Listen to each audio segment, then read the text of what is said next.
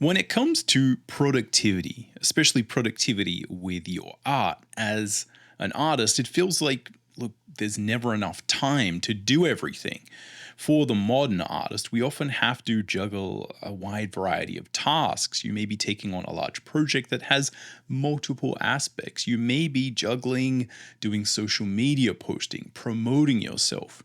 There's a huge variety of different challenges you have to take on, and for me anyway, it always feels like there is just never enough time to do it all properly. However, one of the most important things you can do to really help in this area is separate out two key concepts: the ideas of time and energy. Now, this is an abstract and amorphous concept, but really understanding this issue has been one of the major things that has allowed me personally to get a lot more art done and deal with a lot of those challenges where we are juggling different non-art tasks like social media and other life challenges, and making sure that not only are we able to be more productive and get more things done, but we're able to actually enjoy the work that we do more. So what am I going on about here, and what do I mean exactly by the word energy? Well, stick around for this episode to find out. Welcome to the Visual Scholar Podcast. My name is Mcburnie. I've been a professional working artist for over 20 years, and on this show, we're all about demystifying the worlds of art, creativity, and productivity so that you can get better, faster, and enjoy your artistic journey. All right, what do I mean exactly by the word energy? And I guess also, how can we separate this from the concept of time management, or that feeling of, look, I need more time. I don't have enough time. I'm not getting things done. I think it can be very frustrating in the beginning, especially if you go to the effort of actually deciding and committing to do something, some art project, or you are really sort of trying to put a lot of effort into some new artistic endeavor. Again, it could be juggling social media and your actual creating of your art. It could be a larger project like a comic book project, an art book project. Often, it could just be a matter of understanding, how to get more art done, or how to actually, learn better. Maybe you put a lot of effort in, you put a lot of time in, but you're not actually getting better. I think that understanding the concept of energy here is one of the things that has allowed me to, again, get a lot more done and enjoy the process of doing it. But what do I mean by energy? I mean, again, this is not a technical term. It's kind of a manifestation of, I guess, a feeling of potentiality, of how much motivation, how much inspiration, how much focus you have. I think this is something that, look, you know what I mean here. When we have energy to attack a project, we, are really excited about it. We often get it done faster. You can think about this kind of in the physical realm, right? It really simply, when you have a lot of energy, you can, run around and you can do a lot of stuff. You can pick up a lot of weights, you can run a long way. You kind of got lots of bounce. And when you don't have a lot of energy, you're kind of dragging your feet. And I think metaphorically, we do the same thing mentally. You can be tackling a task, and it's very easy to stay focused on it. You are really excited about it. You're not thinking about other things. There's a combination of sort of mental focus, mental clarity, mental commitment, mental excitement, mental motivation, right? Where we just have a lot of potential energy that we can sort of employ on that thing. And I think that could be contrasted by not having a lot of mental energy, where typically it's easy to get distracted, or we're trying to multitask. We, just sort of don't really, it's hard to even will yourself to do it, right? You're like, oh, I've got to do this thing. And, you're kind of staring bleary-eyed through a fog of sort of confusion, right? And just everything's not as snappy, right?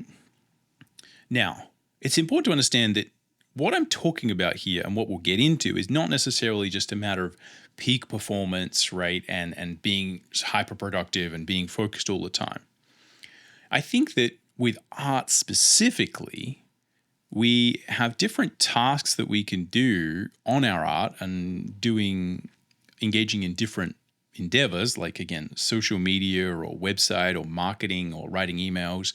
Often these things are part of our daily routine as a professional artist. And again, all of these things require different levels of energy. So I'm going to break this idea down because I think it really does sort of work. And this is why I think it's important to unpack it so we really understand this before we go to like, hey, just do this thing to get more productive. I think we can look at this idea of saying, okay, you either have a lot of energy for a particular task or you don't. But also, as I said, there is a gradient of how much just general focus you have throughout the day and your capacity to take on different tasks. And I think this really does unpack one of the key problems that I often see with productivity literature as it relates to art. Because often, if you read a lot of productivity literature, it says that we shouldn't multitask.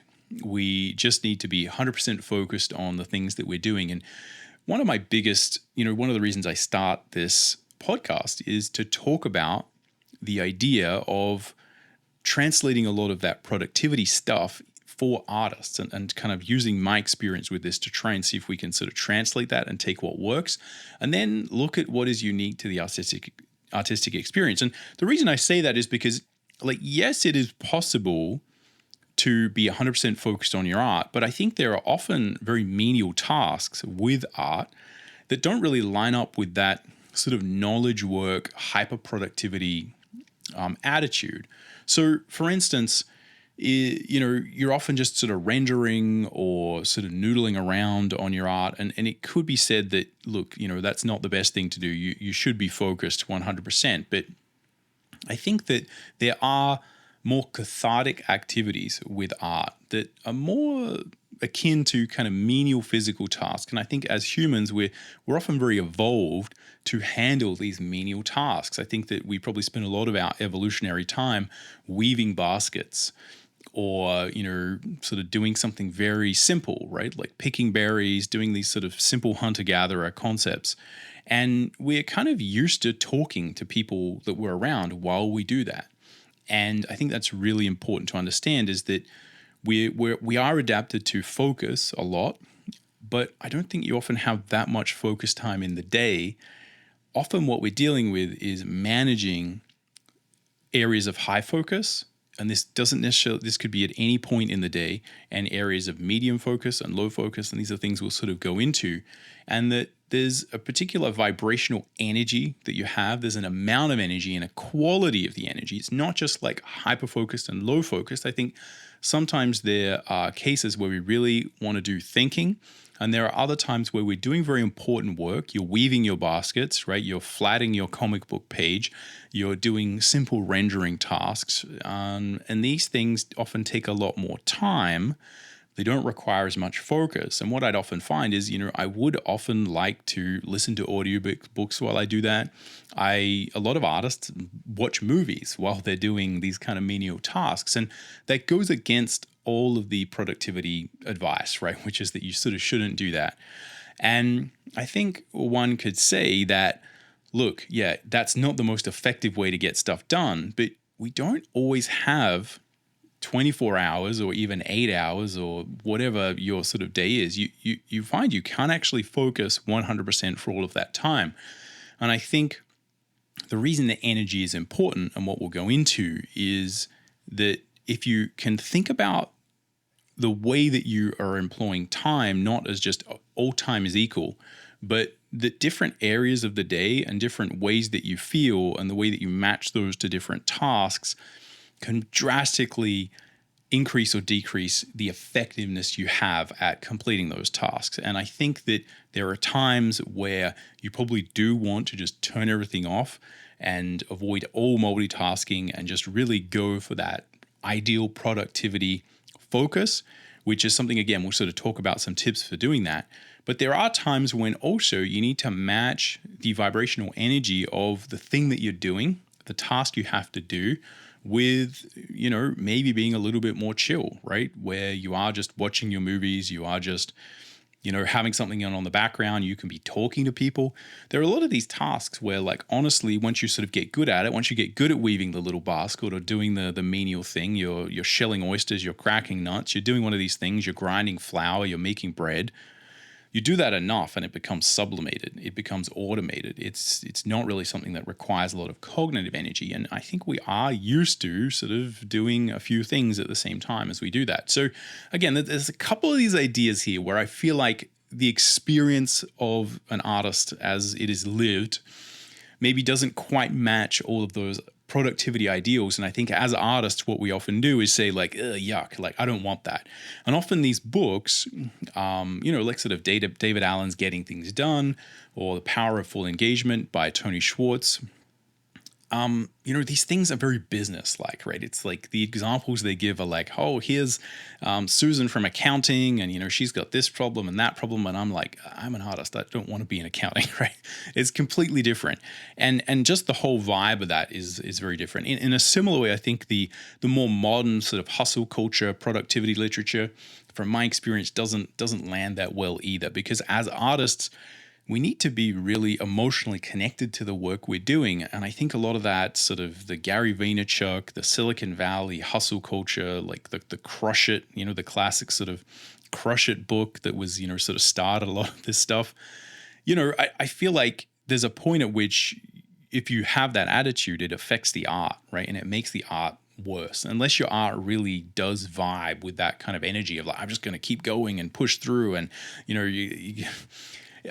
I think you do have to appreciate and nurture the type of energy that you have and the feelings that you have when you're creating your art. And it's hard to just kind of push through and be like, oh, it doesn't matter, bro, just like do it. So anyway, that's a long way to go to talk about why I think this idea of energy is important, which is, again, just sort of, I think you know what I mean. You just have like energy to do a task, but also we can extrapolate that and I think apply it in some really interesting ways when it comes to organizing your day. So anyway, let me know if that kind of makes sense. I think this is a really, really important concept. And the main thing here is to separate this idea of energy from time, because you can spend a lot of time on something, but if you don't have the right energy to do it, then you're not going to be able to be very effective at it. Or if you're taking some really low focus task that doesn't actually require that much energy and you're doing it in the prime time of your day where you really have maximum energy, you're really motivated, inspired, you're all psyched up, and then you kind of fill that with a bunch of stuff that probably doesn't require much focus, then again, you're missing out on a lot of opportunity to get more stuff done throughout the day. So anyway, let's unpack these concepts a little bit more. And again, at the end with the takeaways, I'll really sort of share with you how I think people normally are getting this upside down and my best advice for how you can sort of use these concepts to organize your day. Now, before we jump in, there's three main concepts here that I think are really sort of good just to sort of get a refresher and sort of view this idea of like, how can we get more stuff done? So if you're trying to like get more stuff done, you can think of time and energy as being similar in this way, but let's again explicitly use sort of energy. The only way you can actually get more stuff done is to do one of three things. You can either get more energy somehow, right? You can find more time or again, more energy. And again, the distinction between finding more time and more energy is something that's really, really interesting. But you can get more of it, right? More time, more energy, right? I sleep less, I get more time, right? You probably get less energy, right? If you sleep less, which is again, is part of this trade-off. But the second thing you could do is you can sort of learn how to employ it and deploy it better. And this is a subtle concept that we'll kind of dive into, but really this is a matter of, I guess, being more judicious with the things you actually do and thinking more carefully about what you should or shouldn't do. A lot of being more productive is figuring out what you're not going to do. So just being very choice and very deliberate about what you actually choose to do. Again, a little bit of an amorphous concept. We'll dig into these more as we go.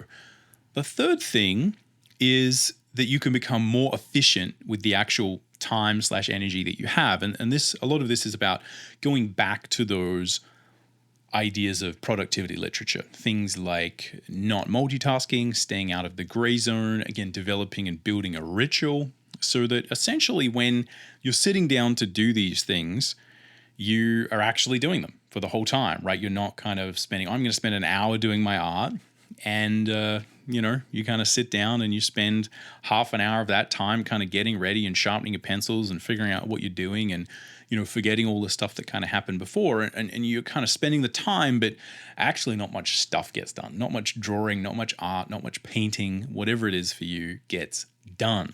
So what we're going to do is unpack those three concepts a little bit, and I'll share a few ideas and examples, because I think separating these out is a really key thing to do. And as I said, in the end, we'll go over some really sort of practical advice. But anyway, let's look at that first thing. When it comes to getting more energy, more ability to get stuff done, I think the main concept here that we want to look at is the intersection between energy and time. Often what we're saying or thinking is, I need more, therefore I need more time. I'm not getting this done, therefore I need to get more time.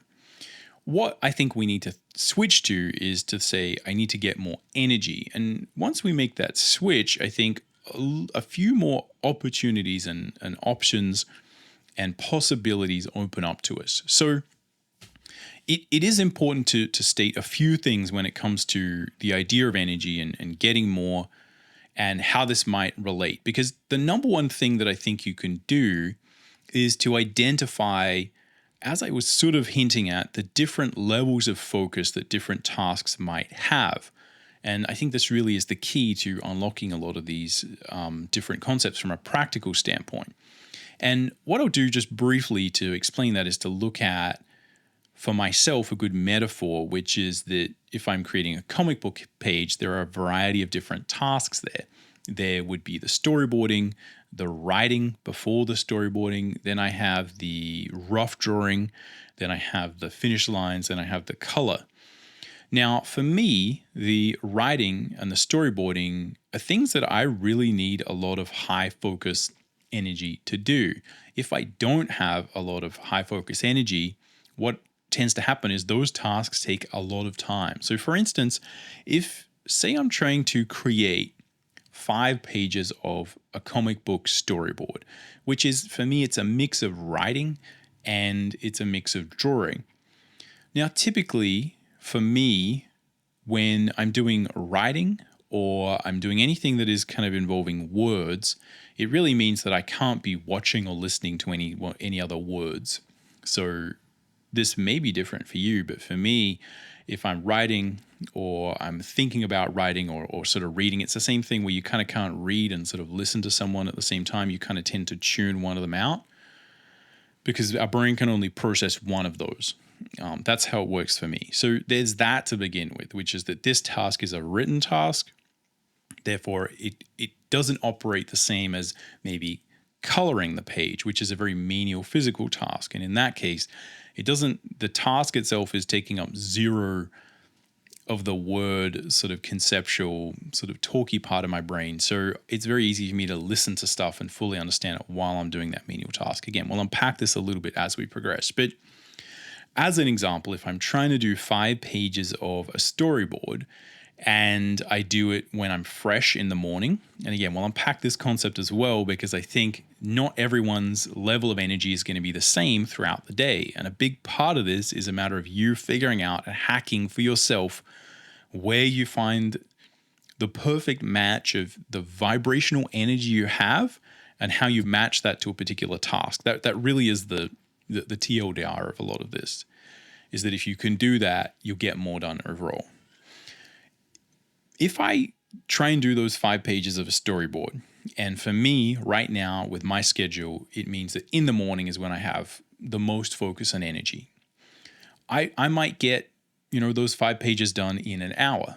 But if I kind of fast forward and I try and do that same task at the end of the day, it might take me 2 hours to get that same amount of stuff done.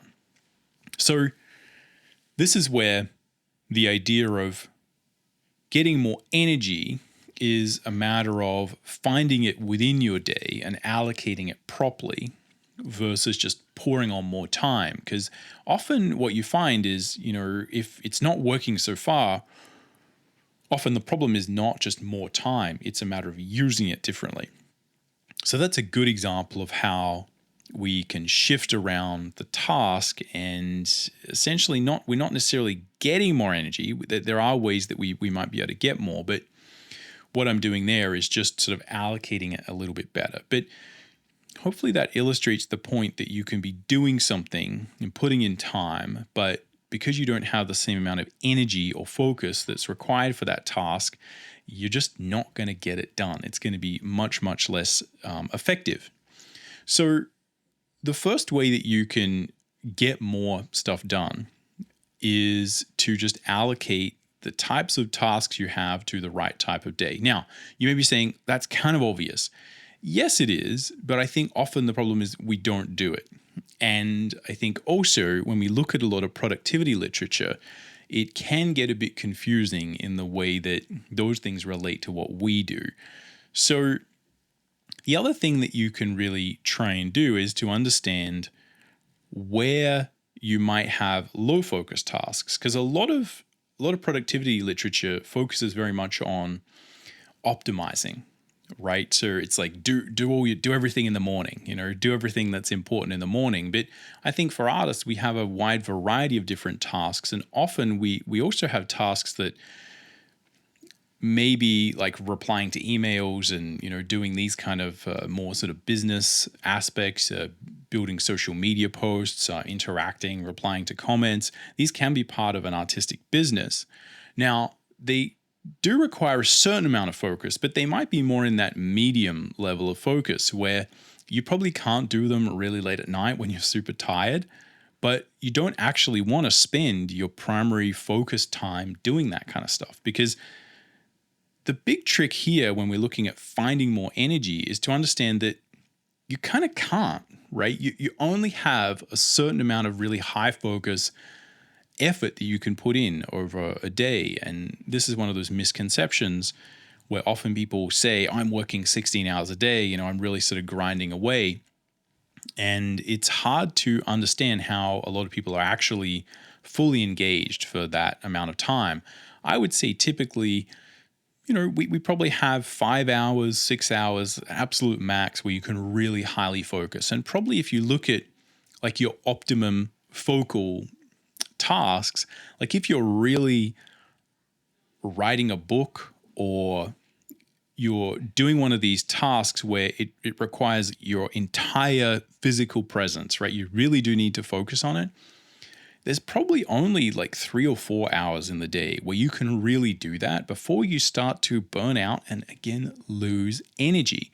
The times there, maybe you're still in the morning, but you've just done something that's a massive mental drain. And these creative tasks can be a massive mental drain. And I think they can be much more of a mental drain than a lot of people who are writing productivity literature for people in business understand.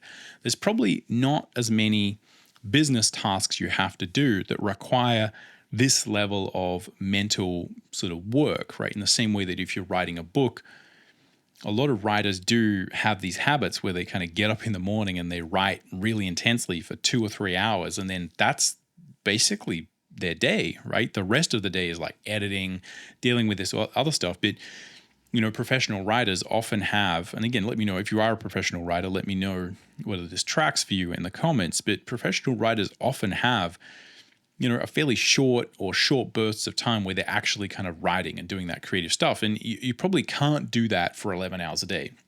Your brain will just sort of turn to mush and you'll just kind of be like typing nonsense. And I think, again, there's probably ways to increase the level of energy, maybe sort of exercise, diet, meditation, right? There's probably things we can do to make sure that doesn't happen. Following a good ritualistic practice where we stay out of the gray zone and we make sure we're taking breaks. All of these things will increase your ability to focus and not get fatigued. So that's another thing here where it comes to, okay, you need to get more energy. How do we do that? There's a number of ways you can sort of do that. But the fundamental thing that I think you can do in the beginning when it comes to getting more energy, is to just make sure that you view in your day the primary elements or the primary time where you have full mental capacity. Again, for me, that's kind of in the morning, right? It's probably before lunchtime is where I can actually tackle those kind of high focus tasks. After that, I kind of notice that it's going to start to, be less effective, let's say. It doesn't mean I can't do it, but I know it's less effective. It means I'm kind of, if I did that same task the next day in the morning, I'd actually be getting more done overall, because then I'm going to have the mental sort of faculty to actually do it properly. So if I do my storyboarding, so as a good example from a metaphor, I'm trying to get more energy, not more time. I can't change the amount of time I have. If I want to get more energy to apply to a task, it would be better for me to maybe break my storyboarding of my comic over multiple days and just really focus on doing a really intense chunk every morning when I'm fully switched on. Because I notice after about 2 or 3 hours of doing that, my mind starts to wander, I lose focus. And even if I'm taking breaks and stuff, I start to be exchanging more hours for a particular quantity of pages that are storyboarded.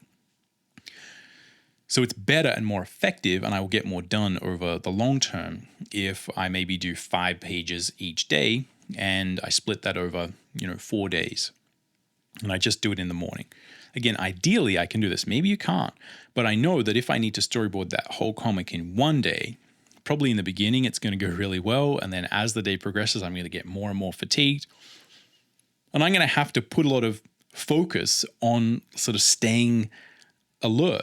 I think when that happens, you're more likely to burn yourself out. So the first thing to think about when it comes to finding more energy is that if you just time shift the things around, it means you probably will get more done overall. The second thing, again, linked to that, is to understand that there are different types of energy. Now, I like to use a simple framework, which is just high focus, medium focus, and low focus tasks. As I said, for my comic book, the high focus task would be writing, storyboarding. The medium focus tasks would be the drawing, the construction, the perspective, the anatomy, making sure everything's dialed in. The low focus tasks would be the finished lines, the inking, and then the flatting, and then the coloring, and then the finishing. So your tasks will be different. The times of your day where you're going to have high focus may be different.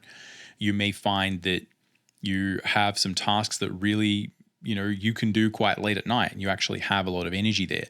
The energy also is something that gets burnt up over the day. So as I said, it's not just a matter of, we all have focus in the morning. If you're doing sort of nothing throughout the day, and then you have your actual creative period at night, what you'll find is you may actually have a lot of energy to do that. And this is very much a matter of you paying attention to your rhythms, your rituals, how you tend to have focus or lack of focus at different times. Again, you might be a morning person, might be, sort of a late night person, whatever it is. You're going to know when you have those times of focus. And a big part of getting more done is just understanding how to time shift those things around and breaking up the tasks that you have to make sure that you are matching the type of vibrational energy you have, right? The type of focus you're likely to have at different times in the day with the type of tasks that you are going to do. So understanding those things, I think, will get you most of the way there. There is also an element of kind of exercise theory, right? Of like marathon style pacing yourself here. Because again, I think what you kind of start to intuit, what you can probably see coming around the corner is that if you burn out, you kind of lose all your energy. And I think this is often what happens is people kind of, we burn the candle at both ends, right? You're burning the midnight oil, you're going through, you're just doing it, you're crushing it, whatever it is. And you're getting a lot of stuff done. But after a while, you find that if you've done this, you find that you kind of burn out a bit. And even if you're still motivated, even if you're still connected to who you are as an artist and you're doing all the right things, you find that, again, the burnout is just that we kind of don't have any more of that energy left, and we do need to recharge a bit. And I think this is where it's so important to understand that, like, again, over time, if you look at how a good runner will run a good marathon, is you do need to pace yourself, and you do need to understand that now's the time to go fast, now's the time to go slow. You have to have a strategy for it. And that over the long term, if you do that, you'll be much more effective, right? And, you can kind of see this happen when people, they go too fast, they go too hard, they burn too much energy, they empty their energy tank. You see this in combat sports. If they empty that tank early, that's it, it's over. Because they don't have energy to complete the fight. And this often happens if you're running and you go too hard, you kind of crash out, right? And it's not just a matter of slowing down. Like, you can be severely compromised for the entire race if you just go a little bit too far and a little bit too hard. Whereas if you just pace yourself, again, overall, you're gonna get a much better time. And I think it's the same concept here, because we're dealing with very much the same thing. It's not cardiovascular exercise and energy, it's mental energy. But I think the key thing here is to understand that if you pace yourself and you find a good ability to match the focus you have, what you'll find is that you can get a lot of these things done early in the day that require the high focus, and then you can save. And as soon as you're starting to lose that energy, instead of pushing through, crushing it, grinding, like pushing this stuff uphill, find some other tasks that are going to fit the type of energy you're going to have for the rest of the day. And then if you focus on getting a good rhythm there and recharging, building a ritual, making sure that you're taking care of yourself, over the long term, you're going to get a huge amount more done, right? And that, again, is one of these things that the productivity literature does talk to. But I think for artists, the way we have to employ it is a little bit different. So if you're looking for more energy,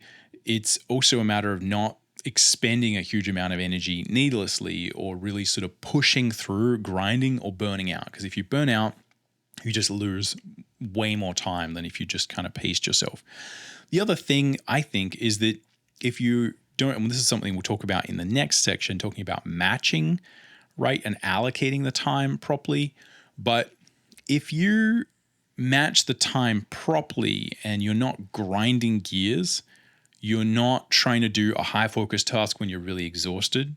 You're not trying to, this is the other thing that happens, is often we are kind of doing a really low focus task in the morning, or whenever our high focus task, should be allocated.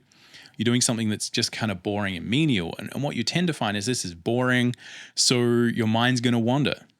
You're much more easily to be distracted as well, because you're kind of looking for a big challenge, something to focus on.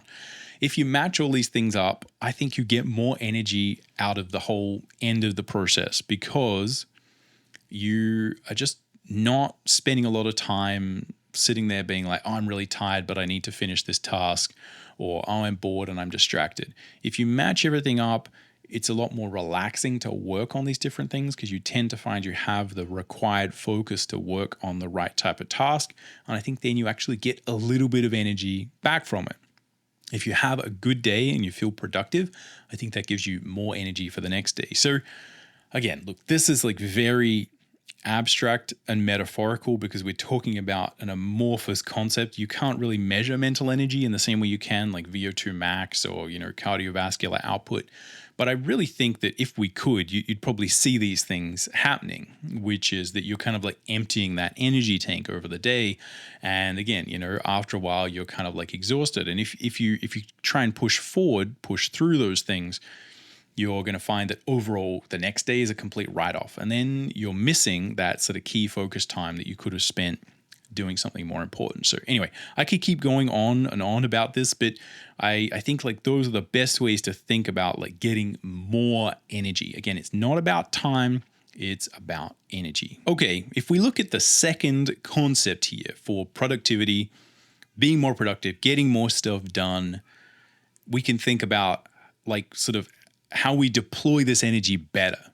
Now, I think that a lot of the concepts we have discussed do fit in here. And this is where we can think about shifting the tasks that we have to a good point in the day where you actually have the right amount of energy for it. If I am a little bit sort of fatigued and, it's the end of the day, I've been doing a whole bunch of storyboarding on my comic, it can actually be really fun and enjoyable to sit down for maybe the last 4 hours of my 8-hour day and do some, art that's a little bit more cathartic, right? I'm doing drawing.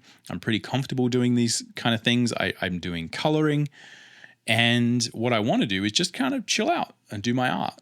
And I know that if I match that type of work to that type of time of the day, then I have this kind of really good experience. So deploying it well will mean that overall I'm more productive. The reason that I notice this is I'm often timing myself because I'm using sort of time blocking. And that's something, again, I've talked about on this channel. So I kind of know how long things take. And what I'll sort of tend to find is like, for instance, if I really focus and say, okay, this is it. It's go time, Tim. We are going to block in this page. I can get the whole thing done in 15 minutes because I know what I'm doing and I'm just like perspective here, this is there, and I'm just check, right? And again, I'm fully focused on it. But if I start to just be like, oh, maybe I'll like noodle around and I'll like draw this character's face that doesn't need drawing yet, right? Because that's not the task I'm meant to be doing, that half an hour will pass. And I kind of haven't done anything. I've just like noodled around or, I've made a whole bunch of stuff better that doesn't actually make any difference. And this is so important when it comes to art and understanding what's actually going to make a difference, because it's easy for us to spend time and effort, put in a lot of stuff when we're doing our artwork and not understand that it's really not going to make any difference to the finished result. Now, again, you may want to be an artist and just float around and do whatever you want. That's fine. But if you're really looking to increase your productivity, thinking about these things is super critical. Now, the other thing to consider here is that on a grander scale, it's very easy for artists to float around and flit from one thing to another thing, right? We're often, attracted to these shiny objects. So, as another example, if you're trying to learn anatomy, one of the things that often happens is we kind of start learning anatomy and then we start learning like, oh, maybe it would be good to learn animal anatomy and creature anatomy. And then it would be like, oh, then I see some other tutorial doing this other thing. And, so you start learning to draw cars and planes and boats and all this other stuff. It's really important in general to make sure that when we fatigue from a particular task, that we don't just kind of flit around and then go to something else, because it's often easier to engage in something new, because often when you study things that are new, you get knowledge really quickly and it feels really exciting to kind of start something new. And I think what will make the most difference in terms of you being really productive is just to stick to the things that you're doing and really make sure that you manage the energy around that. So often when it comes to deploying energy and time, what you don't notice is that just doing a few little things that are not really focused on your actual task, it doesn't just take away a little bit of time. It doesn't just take away a little bit of the result. It takes away a huge, massive, epic, ridiculous, disproportionate like amount out of the end result. So I think this often happens with students is they are studying anatomy, they are doing these things, but then we kind of start to diverge a little bit. We start to pick up these things, we kind of flitter about, and that really is where you start to hemorrhage result, right? You think you're putting in the time, but actually what's happening is you're kind of swapping tasks, you're multitasking what you're going about. It feels very exciting. Lots of stuff's happening in your head, but no actual result is happening. And this is often because we're not deploying the energy effectively. We lose a lot of energy when we transition from one thing to another, basically. So anyway, this is another one of these little amorphous concepts, right? Deploying the energy. It sounds very technical, but I think this is such an important thing to understand is we need to view when we come to decide to do a task, right? You're like, I'm going to learn anatomy. I'm going to draw my comic book. I'm going to make my art book. I'm going to, whatever it is.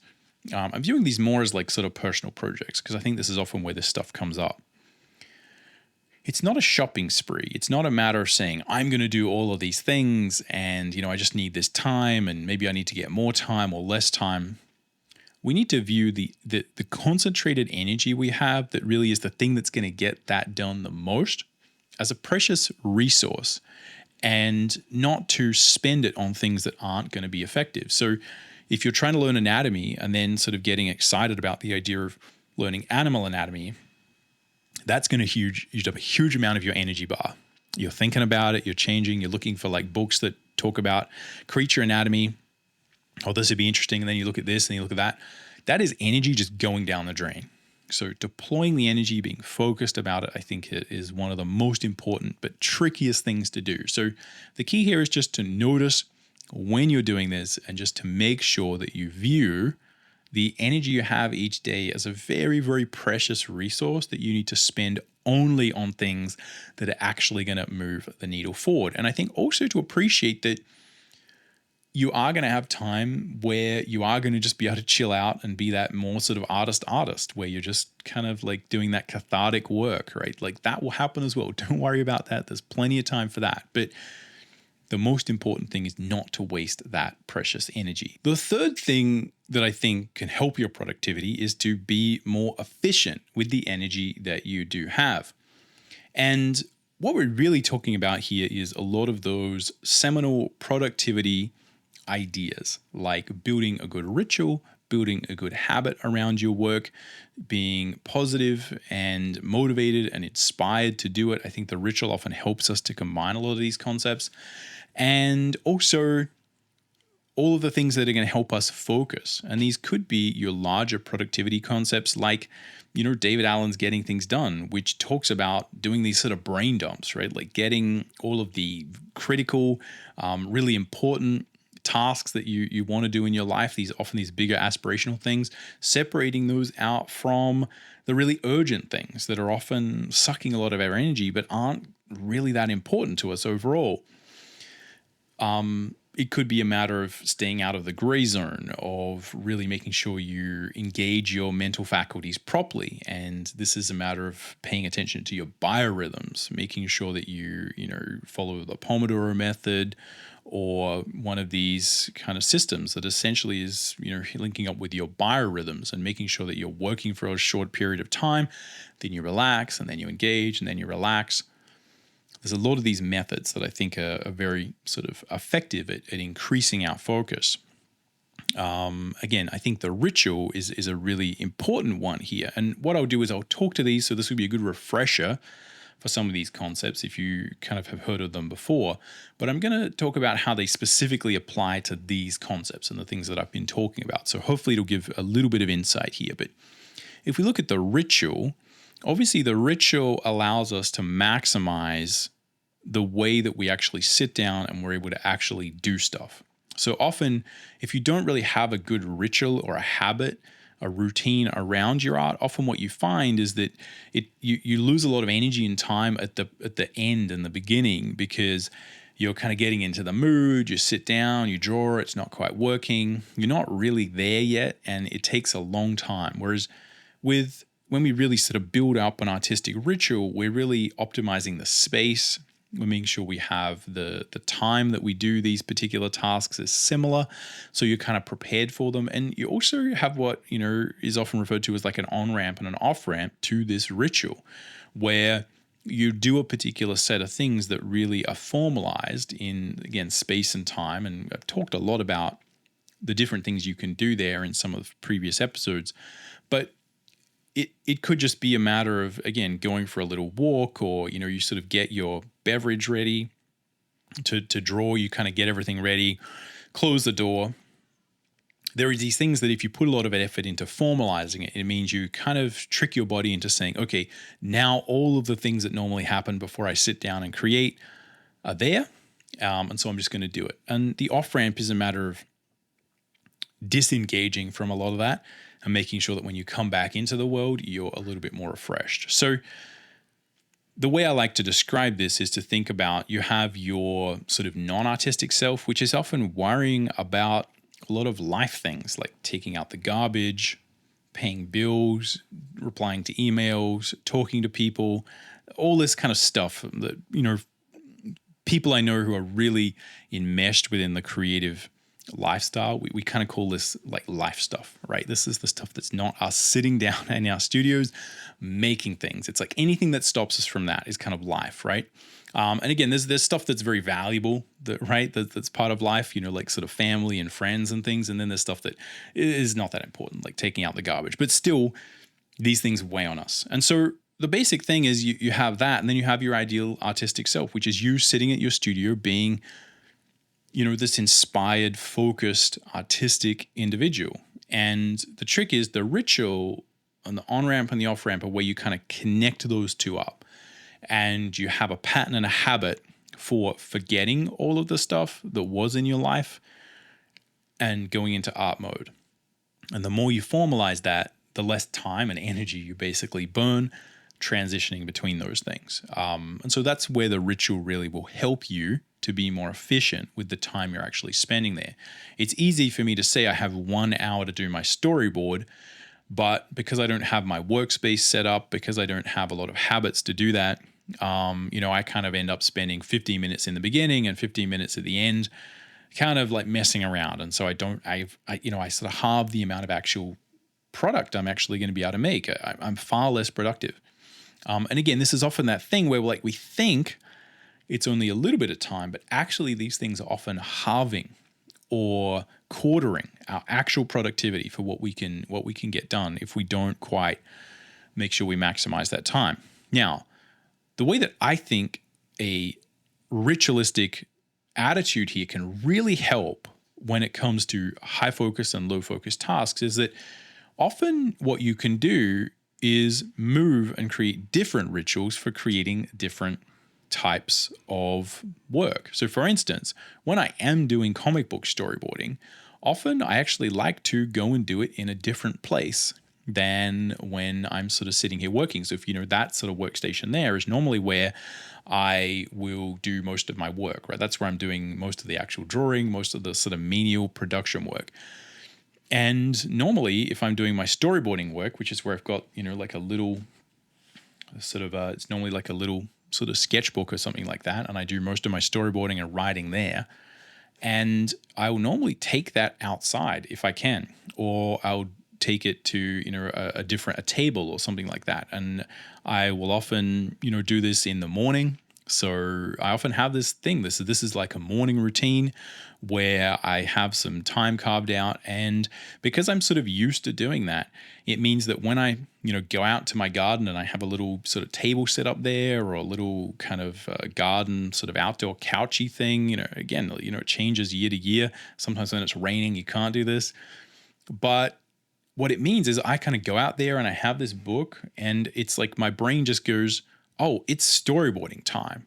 Let's just do storyboarding because that's what we do. And I don't have to get in the mood. I don't have to put in any effort. It just kind of happens. So that's where the idea of ritual can help us to be very, very effective and efficient when it comes to deploying and using energy, right? We become much more effective at it.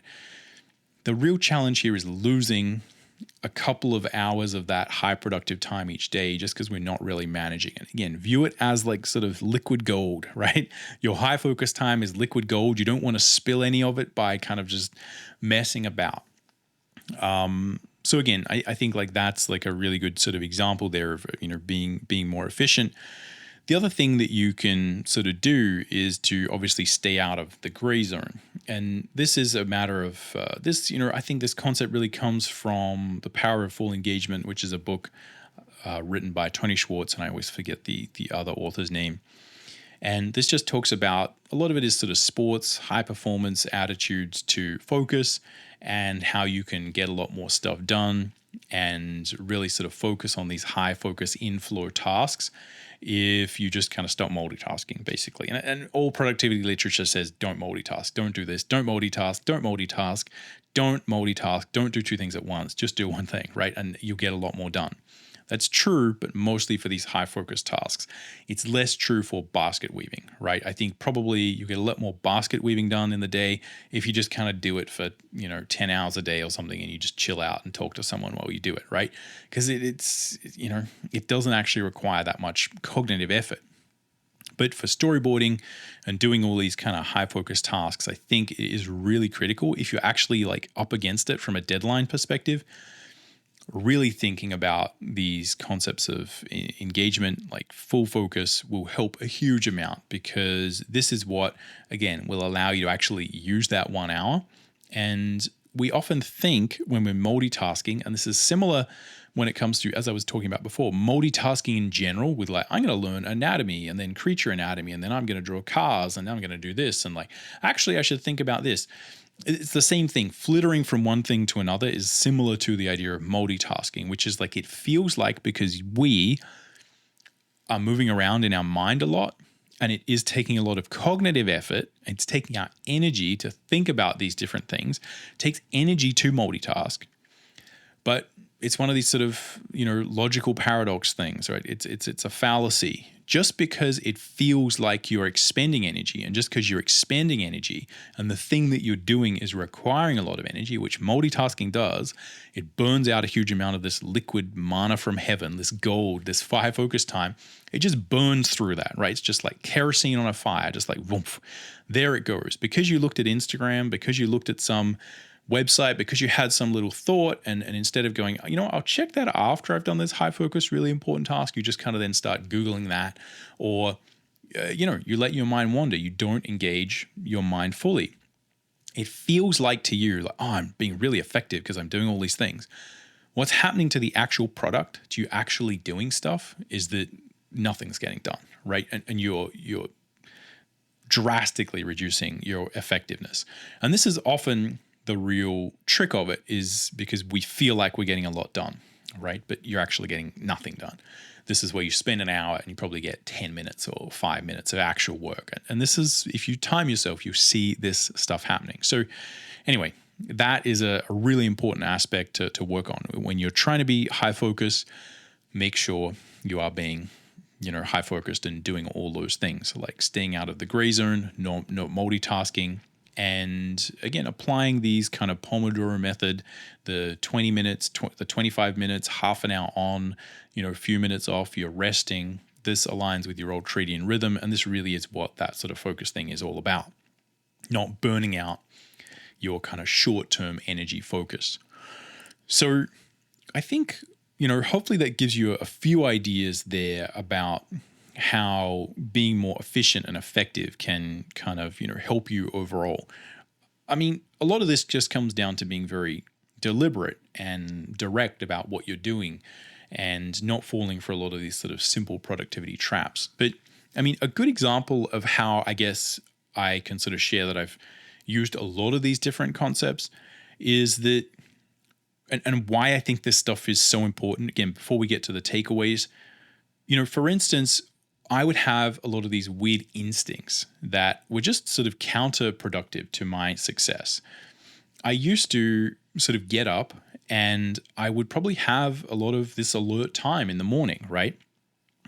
But instead of, spending it on these high focus tasks, I would kind of have this feeling that like, I've got 10 things to do this day. And some of it is art, some of it is my work, and some of it is like this boring life stuff. Like I've got to go pick something up, I got to go here, I got to do that, I got to pay this bill, I've got to take out the garbage, I have to mow the lawn, like whatever it is for you, right? We all have this stuff. And I would kind of have this instinct, which is like, you should eat your vegetables first, right? You should get that stuff out of the way. And I'm like, if I do all that stuff now, early in the morning, like I'll just go pick that thing up now. Because again, I'm like, I've got lots of energy, like I'll do it, it'll be easy. And then I'll kind of get to the point where, I can just work on my art. I won't have to stress about any of that. And I think this is a natural inclination. But what it means is that I'm kind of wasting that high focus time I have in the morning on complete garbage that has nothing, often literal garbage that has nothing to do with me producing good work, or again, being able to produce a little bit more, or when I'm really on deadline, being able to, get stuff finished so I can actually go to bed, or so I have a weekend, right? It's often these things that make the difference. And what I've sort of done now is I just make sure I don't do that. Every day, the first few hours are really treated as like sort of super valuable, right? They're sacrosanct. They are the hours that I have to spend doing the storyboarding, the recording, videos, recording courses, writing things. And, I just make sure that I don't ever do anything in the morning now that is not, unless I really, really need to. And I found that made a huge difference. It's just a really simple thing. But I just had this instinct before that feels pretty natural, which is like, I'll just get all that boring stuff out of the way first, and then I'll be able to focus on my art. But what I find is, like, in the morning, we often feel like, certainly I do, I feel like I have unlimited energy, and then I'm going to be able to get everything done. And then as the day progresses, the afternoon comes and I'm like, I don't really want to do that thing. I don't want to do that thing that requires a little bit more high focus. Maybe I'll just do it tomorrow, right? I'll do it later. And then I always have these delusions of grandeur that, late at night, I'll be able to get all this stuff done. And then it sort of gets to late at night and I'm sort of exhausted and I'm like, I can't do any of that, right? So, again, this is my sort of delusional optimism when it comes to time. But I found just making that simple shift has allowed me to get it's allowed me to get a lot more stuff done. So often it can be just as simple as that. Like applying like a few of these things will kind of help. You don't need to go crazy and like apply every productivity thing. You're not going to be 100% successful with all of them all the time. But what you find is, like, even if you do a little bit of this, I feel like you could probably easily double your productivity. And this doesn't mean that you're going to feel any different. It just means that when you look at over the month, you're like, wow, I got a lot more done because I was doing those things. It won't feel that much different because, again, the things we're often filling that time with, that high focus time with, is multitasking or thinking about stuff that doesn't matter. And that will still feel like you're very productive. It's just that no actual art happens. All right. So as usual, those are fairly amorphous, abstract thoughts.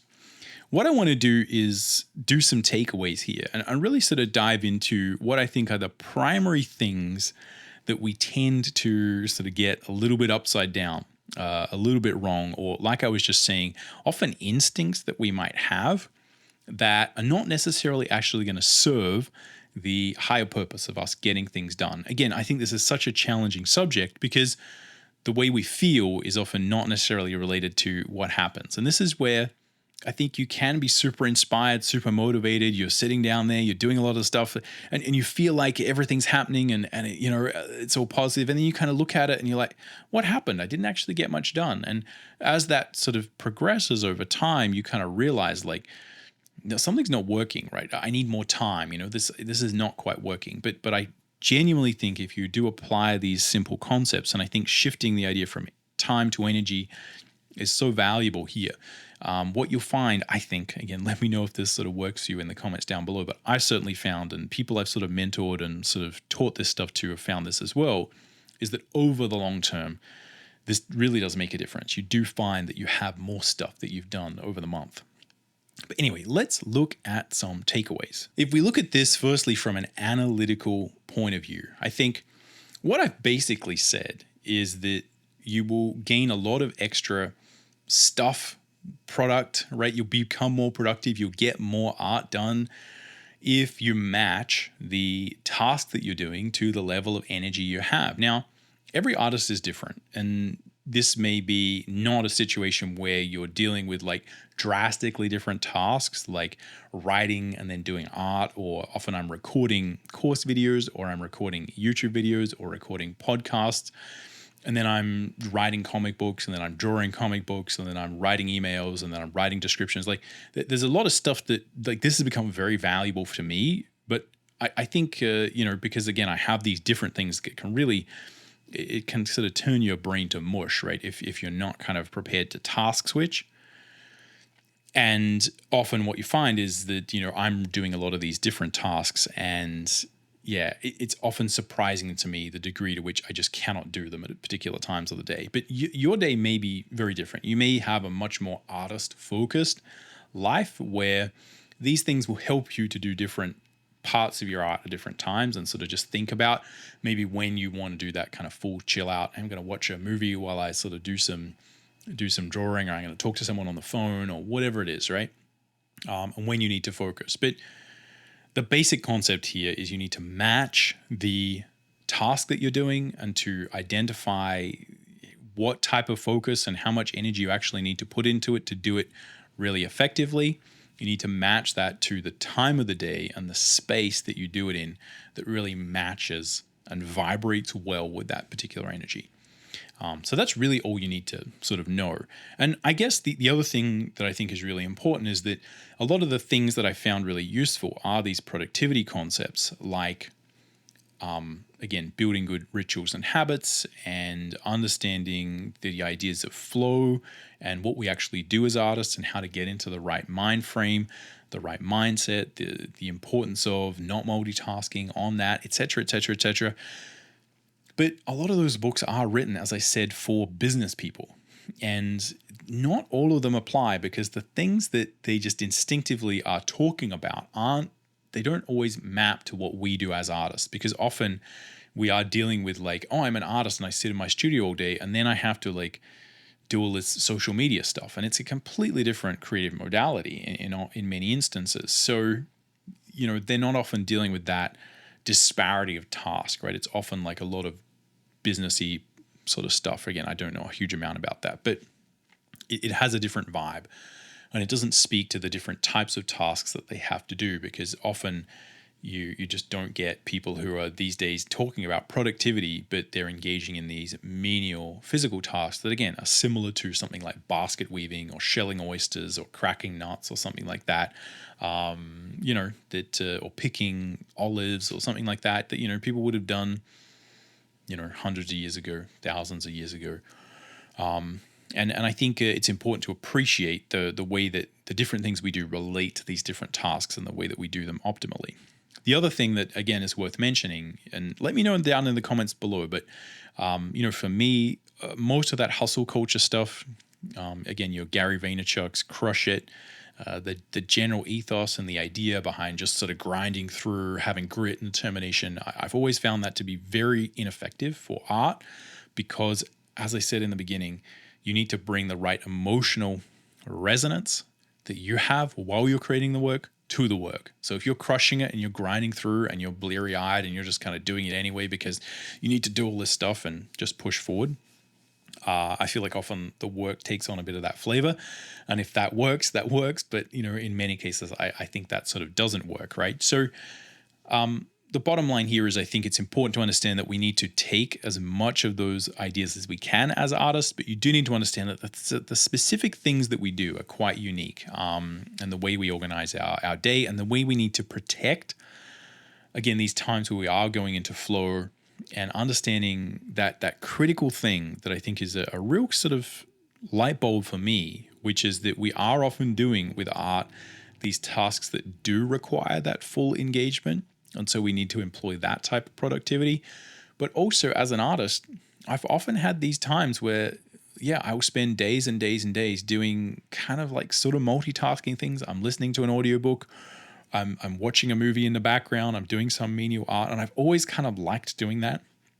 I think it does come back to that idea of like you're basket weaving and you're talking to people. We're always talking to people. We're kind of doing two things at once.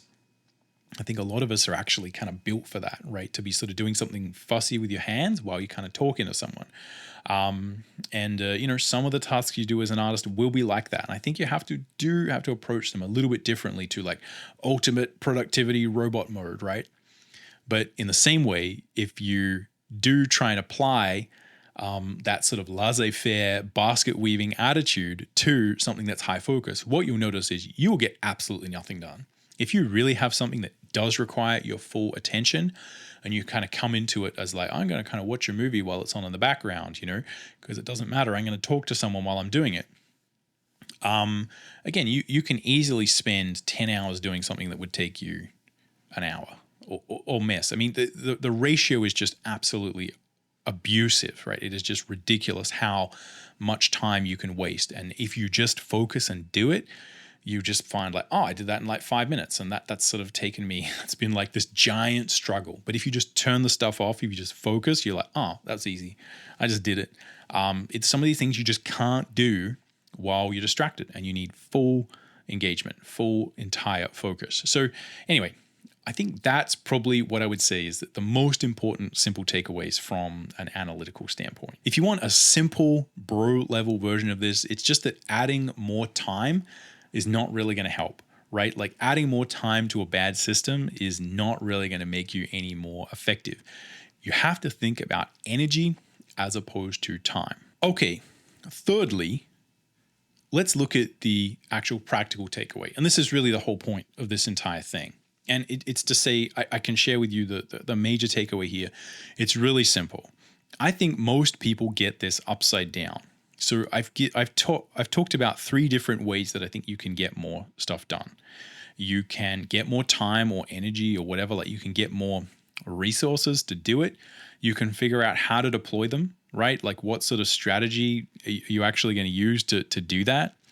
And then you can get more efficient at it, right? You can actually figure out like, okay, when you're down there, if you've decided to actually do it, you've got the energy, like what do you do with it, right? Are you spending like 5 hours to do something that could take you 15 minutes if you actually just sat down and did it? What's going on? I think that our instinct here is to say, I need more time. Things are not working. I need more time.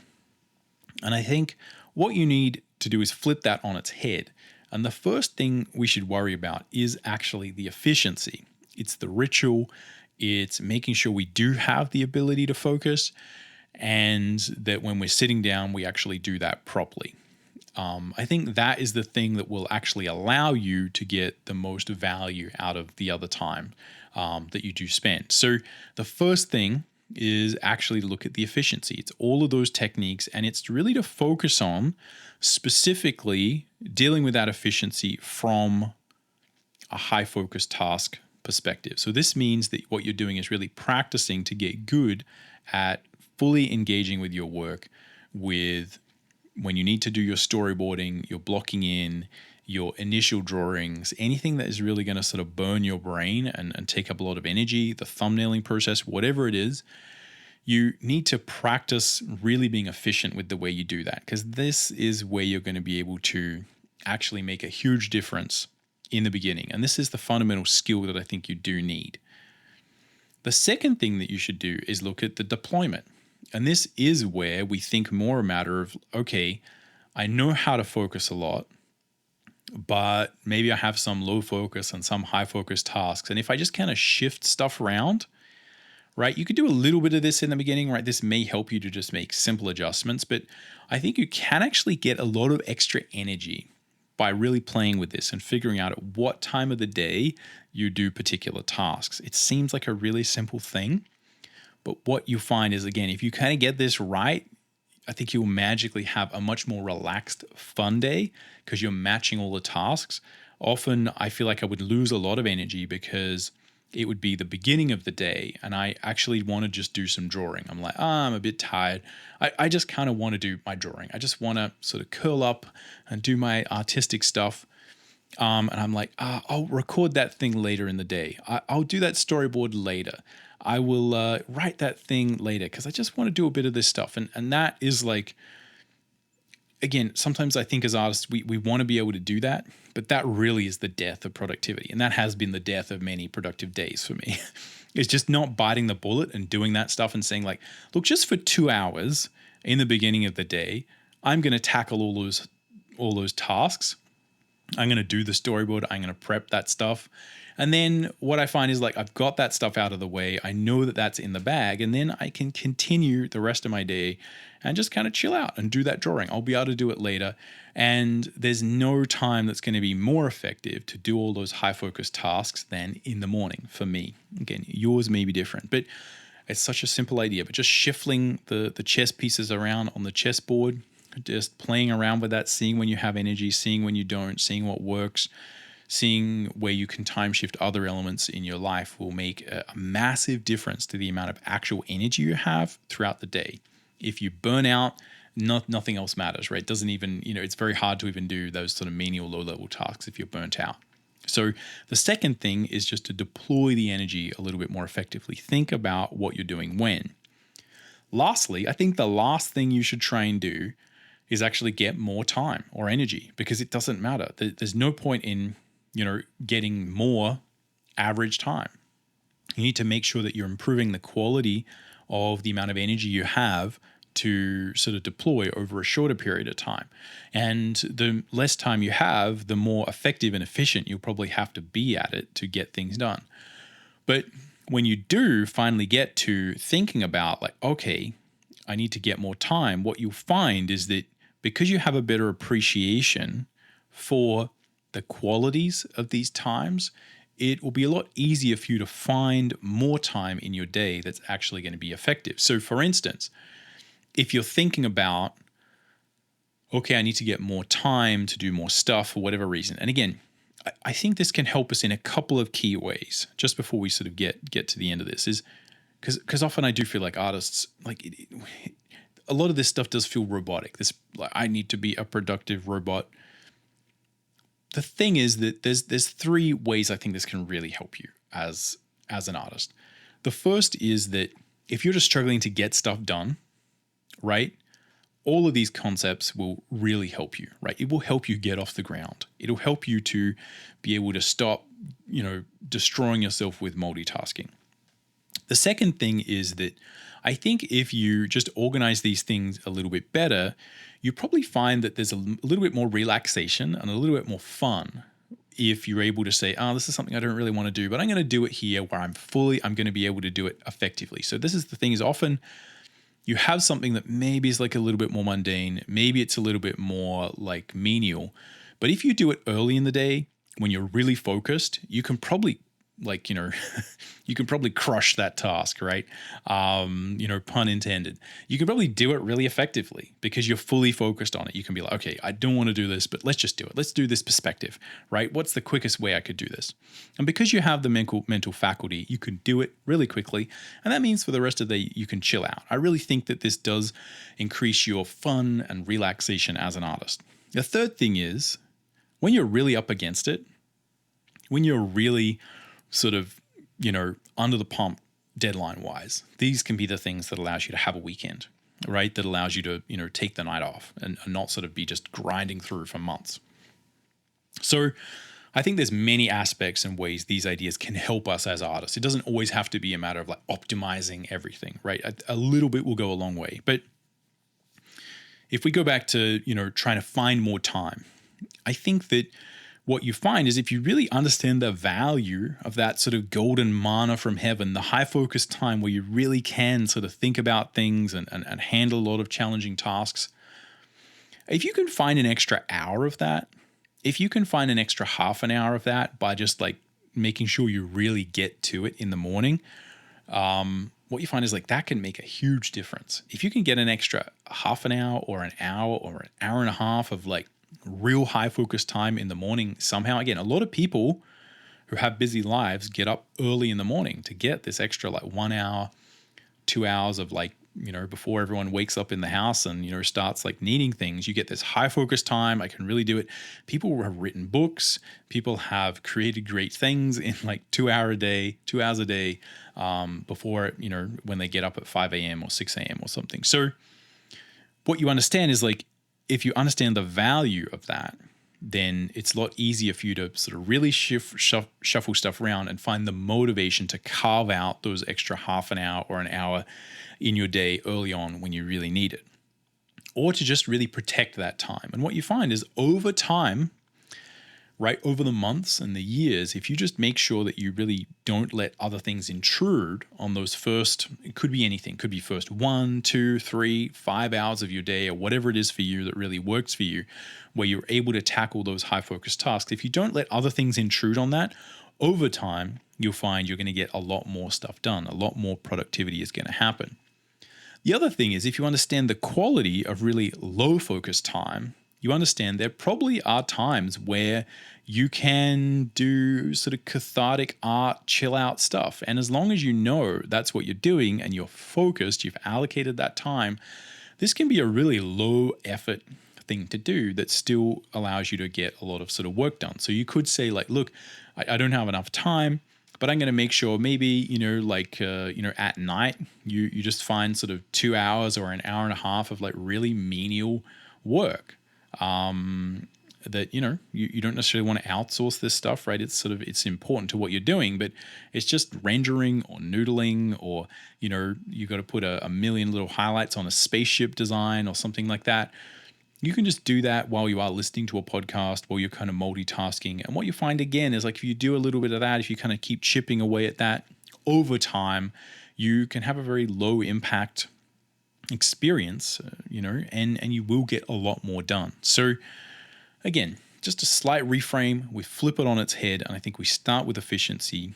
We next go to like getting better at allocating the time we do have. And lastly, that's when you look for more time. And I think the more you understand about your specific day, specifically your life, specifically in your life where you're likely to find high focus and low focus time, that's when you can start to be really effective at finding more time. And I think until you understand all those other things and you understand where you actually have the vibrational resonance for a particular task in your day, when that's going to be the most fun, the most effective, whatever it is, it's only then that you can really fine tune it. And I think actually find more time, because we're always, we're pretty maxed out on time, right? It's really hard to find just massive amounts of time that is going to make a difference, right? But if you just over the long term, if you figure out where the little channels of gold are in your schedule that are actually going to align with what's fun and exciting and relaxing to do, and it's not going to make you burn out,